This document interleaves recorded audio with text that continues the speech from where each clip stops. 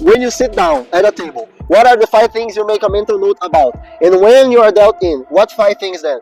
Susan, when I sit on a table, I already try to find people that are not playing optimally and that are playing bad, because those people are the potential people that are going to bring me the most money. So when I sit on a table, I try to see any tendency for players that are playing way more hands than they should. That's the best. Like, I don't want nits at my table. I rather people that are playing way more hands than they should, because they are probably gonna lose more money in the long run than the nits. So I sit at a table, I look at the 7 or 8 people that are there and try to understand who are the fishes and who are the okay ones and who are the rags or pros that are playing optimally and playing good, so I can adapt my game to each one of those players and make the best decisions out of those people. Because live poker is a lot about exploiting people. Like, there will be people that are going to be calling, limping way often, so you can totally exploit them by pushing them around, raising in position them with suited connectors, with great hands, changing your sizings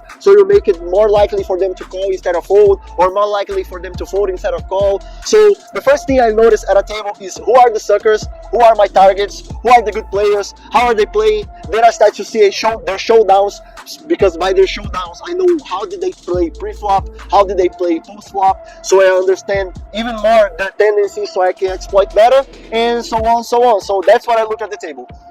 What's the level of the people I'm playing against? Is that table good enough for me to sit there, or should I just move to another table? Maybe there will be some tables that I know I'm going to be making only $20 an hour average. Of course, there's going to be a ton of areas, but average, I know that I'm going to make kind of $20 an hour in a table, while there's another table that I'm going to play that I'm going to make $60, $70 an hour. I want to play in the table that I'm going to make $70 an hour. So I'm always aware of where am I sitting at, how good or how bad are the players I'm playing against are playing, so I can exploit as good as I can, and I can make as much money as I can in my hourly rate that I always try to put as big as possible.